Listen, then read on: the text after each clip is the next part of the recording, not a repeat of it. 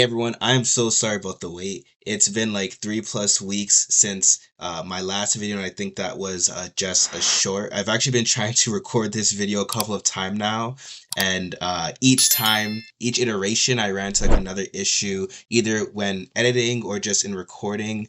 So many little things. I remember I bought this kit. Which was supposed to be like a clip-on for my camera to hopefully give me different lenses. So it's been awesome for taking photos, but for some reason it actually ruined my viewing when I started to record. I only realized afterwards when I really got in depth upon editing. So I had that and a couple of hiccups and some visual and audio issues. If there's only a little bit of an issue that could be kind of resolved with editing, then I don't mind it as much. But when it's too much, I just realize that it's not at the quality that I want to give to you guys, and I want to just put my heart into this. So sorry for the wait. I'm hoping that videos will be a bit more consistent going forward. And today I want to talk to you about Bing.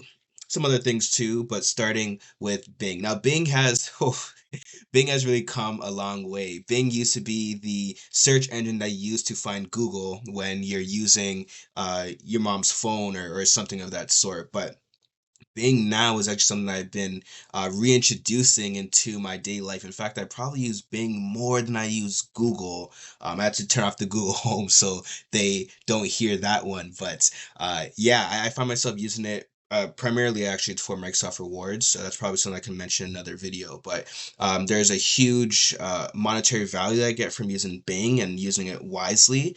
But then the second part is just Bing AI. And I mean, I've talked a lot about ChatGPT before. It's incredibly useful. It's yeah, the repertoire is huge. But Bing is starting to really serve its own purpose within its own little niche. And Microsoft is still taking that Bing AI, or rather the GPT framework, and is applying it to kind of all their products and services. And so Bing is kind of the first runner up. You know that Bing has been rapidly increasing in new viewers. In fact, article right here is mentioning that Bing actually has crossed 100 million daily active users for the first time ever. Like, that's crazy. And you think of the benefits that Microsoft is getting from Bing being used in this way, like ad revenue for the first part, and then just honestly tracking user data, which they probably couldn't do as much as compared to a company like Alphabet. So yeah, Bing is really on the rise. If you haven't used Bing AI, it should be far easier to get into the waitlist now. In fact, I think it's actually open as of a couple of days ago for everyone to just gain access to. So yeah, Bing AI is there, and it doesn't use Chat GPT, or it doesn't use GPT 3.0 or 3.5 like Chat GPT or some of these clones will use, but instead Bing is actually using GPT 4. So the capabilities are much stronger, much more vast. Of course, it's still really locked into I would say the framework of Bing, or at least what Bing intends to be used for, at least for the time being. So there's certain things that you can't do with Bing, even though the functionality of GPT-4 should allow you to do so, and that's more so with Microsoft's use of Bing. So there's some things that I still use ChatGPT for, like for example, if you want to write a script for a video, it's far easier to do that on ChatGPT, whereas Bing will try to restrict, or if anything, it won't give you a full script, but it does have its capabilities and benefits.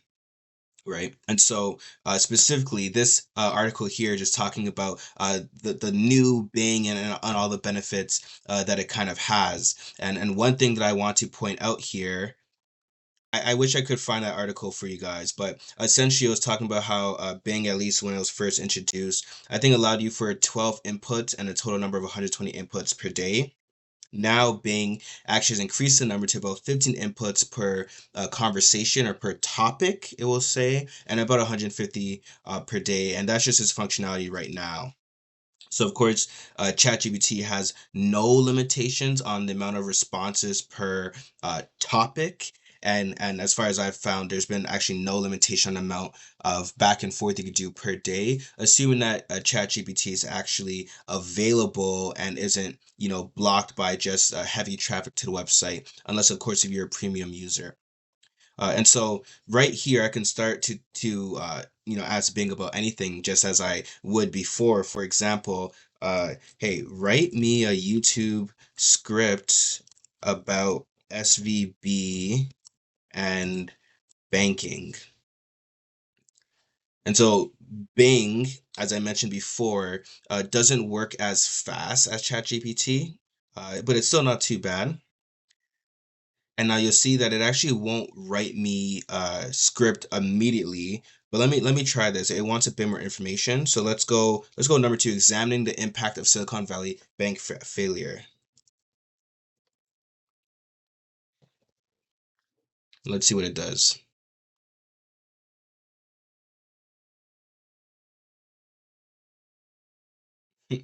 So it actually suggests some Bing videos. It's quite interesting. And look, oh look, they're as of a day and a couple of minutes ago. So Bing is actually starting to keep up. You're not finding videos from 6 months ago or 3 months ago about a common news topic. But as you can see, this is an incredibly you can't really call it a script. This is at best a summary. It's not a bad summary, but if you were to do the same thing on ChatGPT, you would get far more content. There sometimes it would still restrict your word count, of course, at least in each iteration, but you'll get a lot more. The good thing about Bing is that as you ask these type of questions, you're getting sources, right? It'll link you to different places where you can learn more than just general news sites, and of course YouTube. In fact, it does YouTube twice. Actually over here it does YouTube as well. This might be an error or oversight just because I mentioned YouTube script. But if I wanted a more factual account, it would probably link me to posts from like the Washington Post or another reputable source or Bloomberg or something. Now, so yeah, so Bing is it still works as it does. You can of course ask it further questions, and each time you ask it, you'll see that this little counter at the bottom is tracking how much back and forth you have in each iteration and or each topic rather. And as you keep going, that number will tally up, and when it gets to 15, it will actually lock your conversation so that you're not able to continue to ask further questions. You could of course scroll up and look at everything else that you have looked at, but you'll actually be locked from going further in that conversation. So this could be especially difficult. Let's say if you're doing something like coding, right, and you're going back and forth, it gives you something, maybe it's not fully correct. You give it some more information, you take more data, you make some edits. You're going to keep going, and eventually you'll be locked. Now, this is the one thing that Bing unfortunately you still have to deal with. So you want to pick and choose your battles as to how you want to go about it. Whereas with ChatGPT, it will save your history on the left hand side, and you could go to town, making it do your work for you, or so they say. And when it does get full, or if you just want to, make it kind of forget the history and go on to something else, you could just say new topic and it'll wipe it completely. But what I'm trying to do right now is to kind of fill it up. So you can see why Bing is starting to increase in its daily users because one, if ChatGPT is full, but the question could be sufficiently answered by Bing, then I'm going to do it by Bing. Another thing I found is that ChatGPT has been difficult to use on my iPad.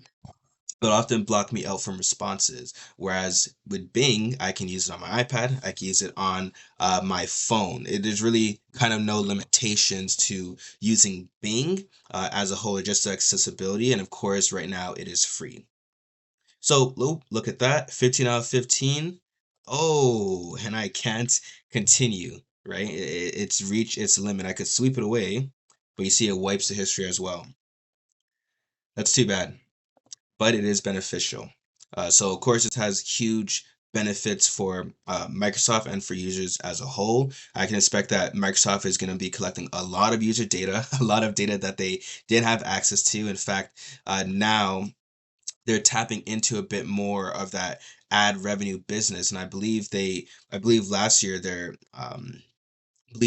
ad business in general was only like an $8 billion industry. It's already at an $18 billion industry now just from the release of Bing. You can expect that to really ramp up in forget next year, probably in the next couple of months. So yeah, nothing compared to Alphabet's $200 billion ad business, but they're starting to make a name. People are starting to use Bing, and of course, it's only up from here if Microsoft plays their cards right.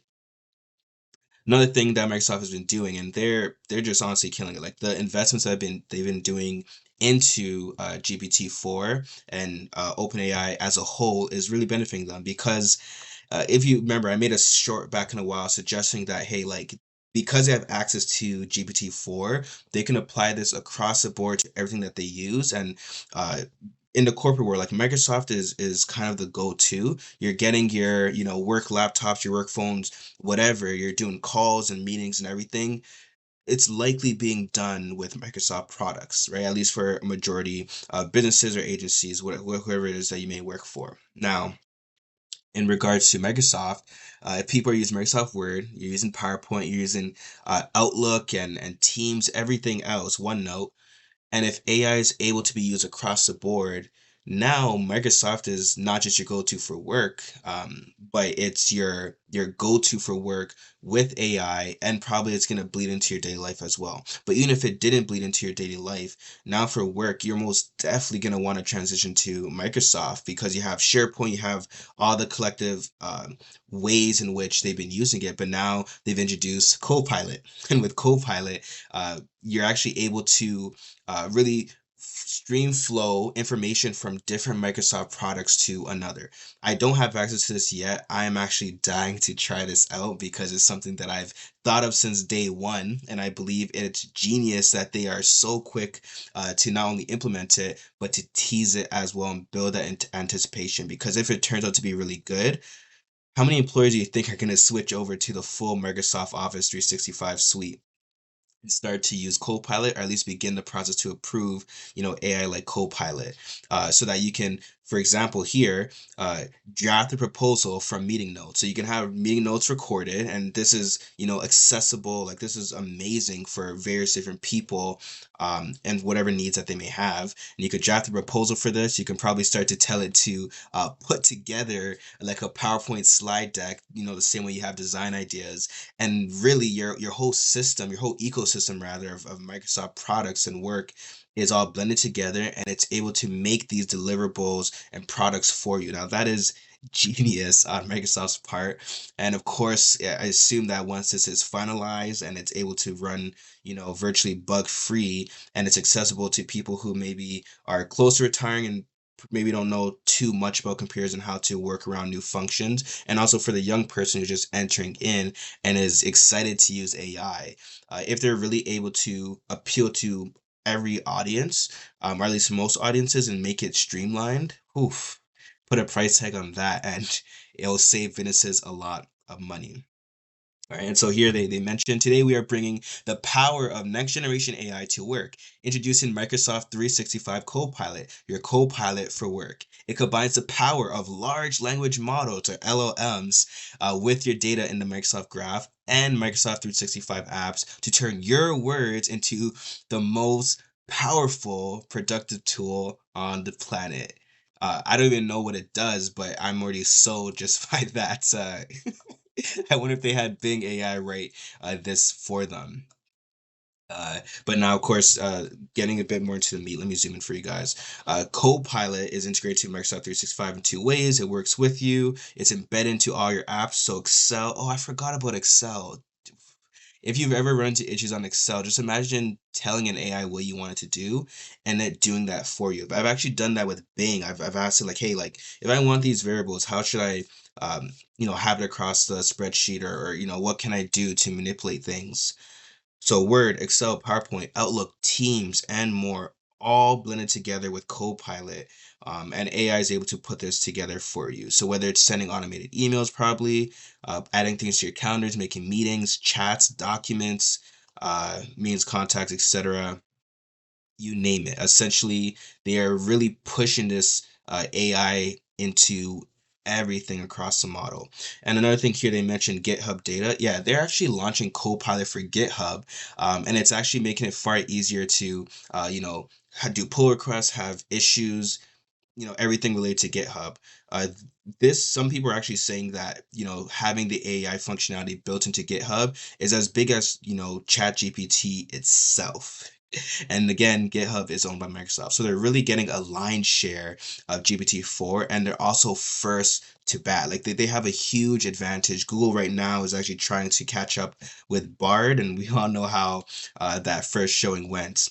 But this is amazing on Microsoft's part. Like they're eating good right now. And if you are someone using Microsoft, like you are eating good right now. This is something that is really gonna benefit you. So this looks like a sample screen for just maybe speaking to Copilot itself, almost like a little Cortana or something. But again, it's streamlined to everything else that you're using. So in terms of enterprise, this is amazing for businesses.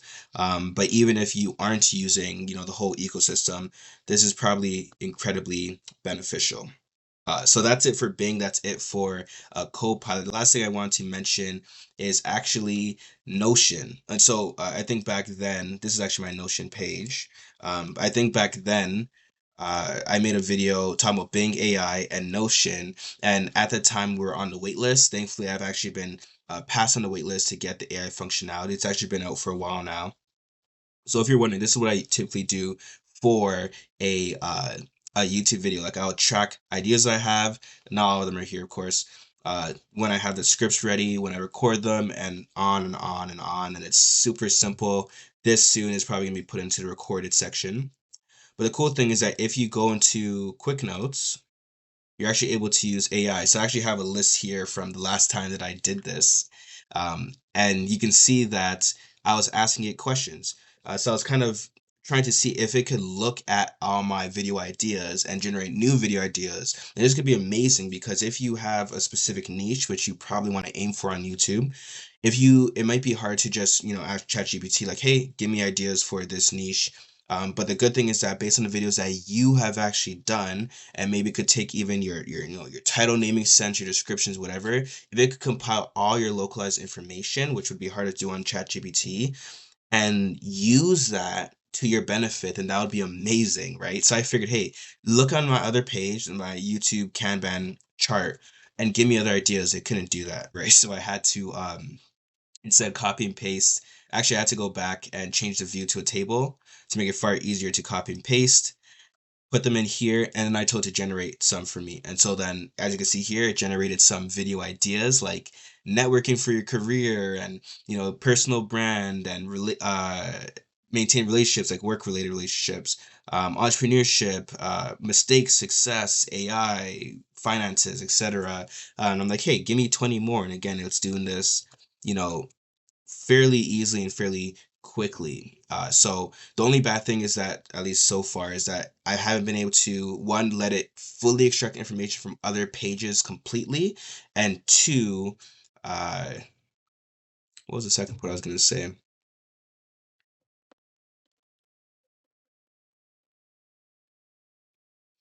Oh yes, and two, it only works itself, like you can only use the AI functionality on certain pages. So if there was, almost like Microsoft Copilot or something, if you're able to generally just speak to the AI and it can kind of go through every page and find exactly what you want and start to make things for you, that would be like the next step for the AI, but this is still beneficial. And what I kind of like about what companies are doing right now with this boom of AI is that you don't need to go to ChatGPT for everything, right? Rather than queuing up ChatGPT, oh, I'm waiting for service or whatever the case may be.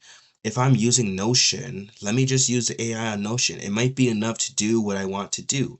And again, this could, go on other things as well. Like if I'm on Microsoft Word, maybe rather than going to ChatGPT to ask it to write something for me after putting in information, it would be easy to have maybe a resume or something open and on Word and just ask Word to do it for me, right? So it kind of defeats some of that middleman rather than having everything built on OpenAI or ChatGPT. Now these companies are allowing us to start to use the functionality on the apps themselves, and that is really good because it's gonna increase the amount of users on their programs themselves. Also hopefully, divert some traffic from ChatGPT, at least for us free people, so that so that others are able to use ChatGPT for when they need it. And yeah, it works all around. So as you can see here, it says press space for AI slash for command. So space Boom, it opens up the AI functionality. You could virtually ask it anything, and then you could give commands as well. So if I say, hey, tell me what's on the YouTube video flow Kanban, it'll tell me that it doesn't have access. So it's just really a huge limitation. In fact, this is one of the first things I would have tried to implement. But again, this is just for early access testing, and it's free right now. May not be so in the future. But because it already has this information, hey, give me 20 more video ideas. And again, the timing. Again, the timing, faster than Bing. Look at that. So if you are someone who, you could use this for pretty much anything. Like if you're just planning for life, this could be amazing. But especially if you have some type of workflow, some work project, and if you're collaborating with people, and that's where this really becomes powerful. I would really recommend using Notion. I'll actually have a link in the description so that you could sign up for the waitlist if the waitlist is still pretty long. I can do the same thing for Bing, although I'm pretty sure it's far easier to get into.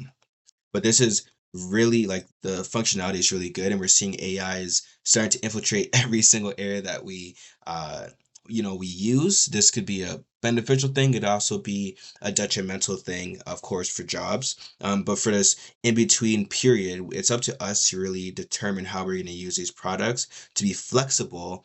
And also to put our limitations and safeguards in. As you know, ChatGPT has some limitations in regards to, let's just say, the type of information it's able to release and how it speaks to you. Bing has been played around a bit, and I'm not sure with Notion, but there's going to be different limitations on different programs, and so it'll be useful for us to know what those limitations are. And it's also up to us to apply some critical thinking skills in relation to what we feed these and also what they're able to do. So that's all for this one. If you like the video, please feel free to comment and subscribe. I'd love to hear what you guys think about whether it's Notion AI, Bing AI, everything Microsoft is doing with the whole Office suite and Copilot, or just any other AIs that are on the horizon, like Bard and anything else I probably didn't even cover yet. Yeah, thank you guys so much for watching, and I'll see you in the next one. Peace.